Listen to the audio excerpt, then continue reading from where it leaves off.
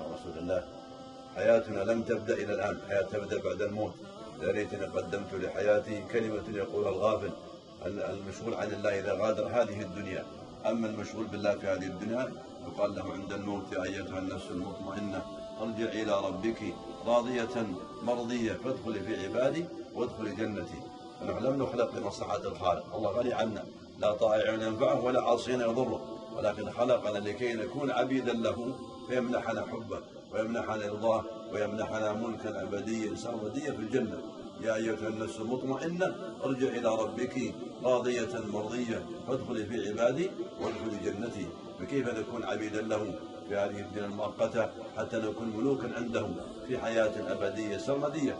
الله ما خلق في الدنيا من النعيم إلا قطرة، بحر النعيم في الجنة، ولم يخلق في الدنيا من الشقاء إلا قطرة، بحر الشقاء والعذاب في جهنم عياذا بالله.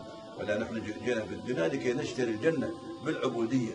بالعبودية: قل إن صلاتي ونسكي ومحياي ومماتي لله رب العالمين لا شريك له وبذلك أمرت. ورجعل في الدنيا جنة ونار، فأهل الجنة من الآن في جنة وأهل النار من الآن في نار عياذا بالله.